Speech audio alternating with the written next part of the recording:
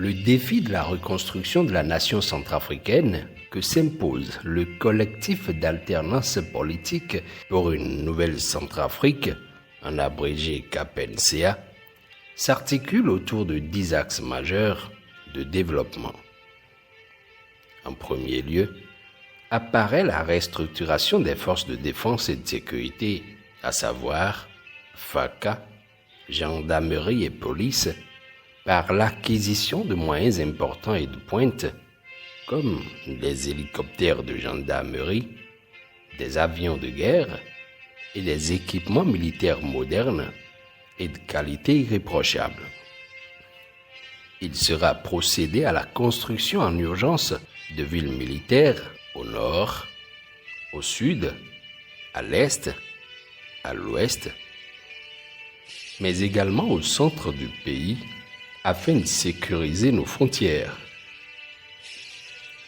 Un programme rapide sera établi pour la dotation de nos forces de défense et de sécurité en logistique et matériel performant. Il est prévu pour redorer le blason de notre armée l'augmentation du budget de la défense, la réouverture, puis la création d'écoles et de centres de formation militaire.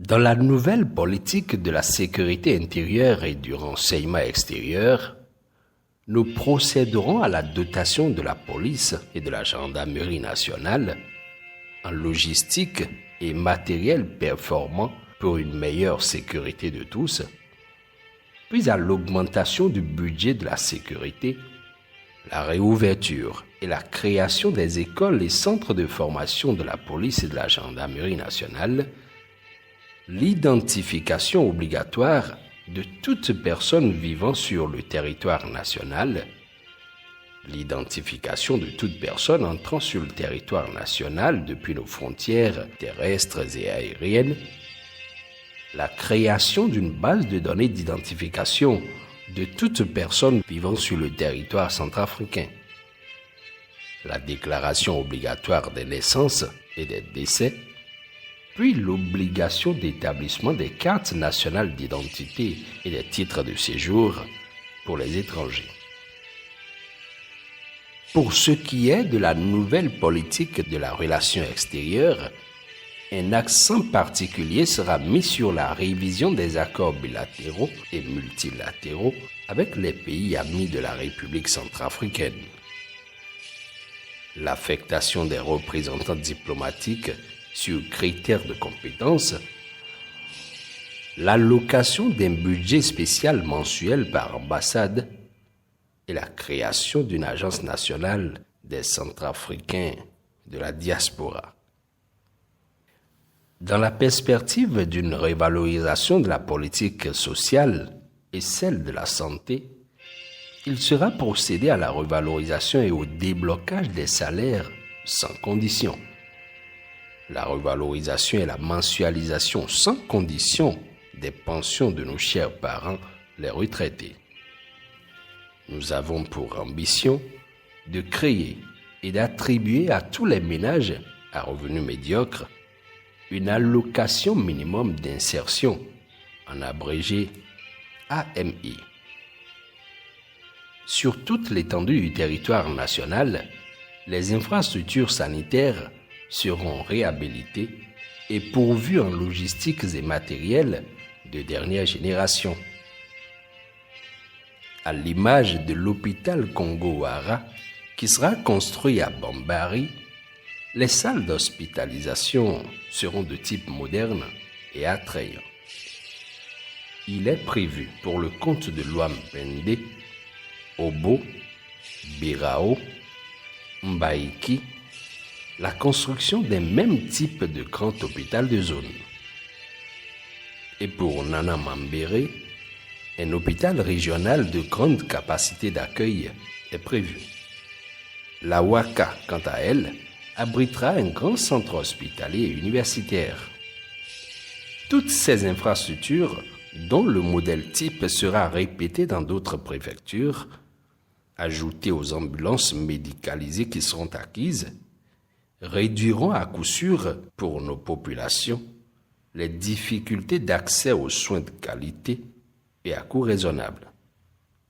Et pour tout corroborer, nous procéderons à la mise en place d'une couverture maladie universelle pour tous, la CMU. Pour ce qui est de l'éducation nationale, de la formation technique et professionnelle des jeunes, des écoles, lycées et universités seront réhabilités et de nouvelles construites. Des lycées techniques verront le jour à Louam, à Loire, à Bogangolo, Batangafo et Bangassou, tandis qu'il est prévu à Bambari, Mbaïki et Boda la construction de centres de formation professionnelle pour les jeunes. Les modèles de centres universitaires et d'écoles primaires, comme celui de Congo-Ara, seront reproduits dans plusieurs autres villes. La beauté d'un pays dépend de la qualité des infrastructures qui y sont construites. C'est également ça qui attire les investisseurs et même les touristes. Dans ce cadre, voici un aspect de ce que sera l'aéroport international de Bangui Mpoko et qui ne sera pas le seul. D'autres aéroports seront construits, en l'occurrence celui de Birao. Afin d'en finir avec les difficultés de déplacement des populations, un programme spécial de construction de routes est prévu pour les liaisons Ndélé-Bangui et Birao-Bangui. Des routes, des échangeurs, puis la construction d'un port autonome à Mongumba. Un vaste programme de construction des préfectures sera mis en œuvre. Le modèle que voici sera construit dans tous les chefs-lieux. La vie coûte de plus en plus cher. Tout le monde aspire à avoir sa maison, mais n'en a pas forcément les moyens. Les logements sociaux sont la solution. Et là, 2 modèles types ont été retenus pour être réalisés à Mbaïki, Bogangolo, Boukdamara et Ndélé. Pour illustrer, nous avons le modèle de la nouvelle cité Bassangoa dans l'Ouam et la cité Belle-Vie de Bourakanga. Mais pour vivre dans une belle maison, une villa moderne et accessible à coût réduit et payable progressivement, il faut bien manger aussi. C'est alors que nous avons pensé à la grande mécanisation de notre agriculture par l'acquisition de machines agricoles modernes et une adéquate politique de leur cession aux agriculteurs. Le pays sera divisé en zones agricoles et d'élevage. Notre ambition reste l'autosuffisance alimentaire et l'implantation d'usines de mise en conserve d'aliments produits en Centrafrique, sans oublier notre plan de développement de l'élevage à grande échelle. Une direction nationale sera créée pour la gestion des produits agricoles et d'élevage et il sera procédé à la réhabilitation, puis la construction de centres de formation en agriculture et en élevage sur toute l'étendue du territoire national. La nouvelle politique énergétique consistera au renforcement et à la diversification de nos sources de production, comme la réhabilitation et la construction de barrages hydroélectriques, des centrales électriques, le développement et la vulgarisation des panneaux photovoltaïques, communément appelés panneaux solaires, sur toute l'étendue du territoire national, mais aussi des stations éoliennes.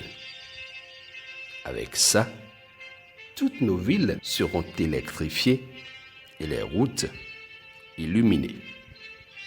Notre projet prévoit la création et la mise en place d'une direction nationale de gestion de diamants et autres produits miniers.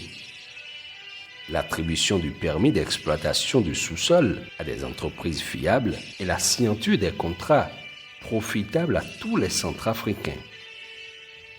La création des écoles et centres de formation dans le domaine énergétique et de l'électricité sur toute l'étendue du territoire national.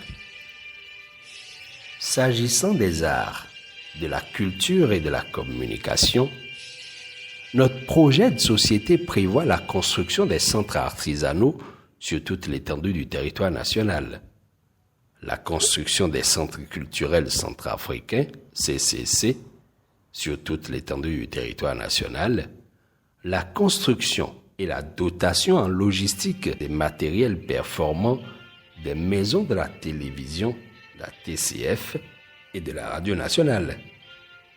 De nouvelles chaînes de télévision nationale seront créées. Elles seront de type moderne avec des équipements de pointe. Les programmes radio-télévisés seront révisés et les chaînes mises sur satellite. La création des écoles et centres de formation des journalistes et autres professionnels des médias est au programme. Puis enfin, nous procéderons à la construction d'une statue de la paix sur la colline Ubangui et qui abritera le musée national.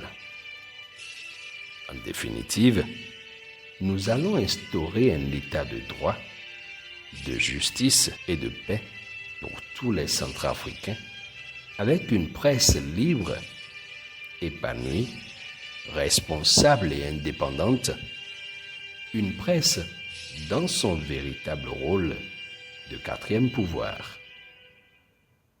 C'est notre profession de foi. Oui, nous sommes capables.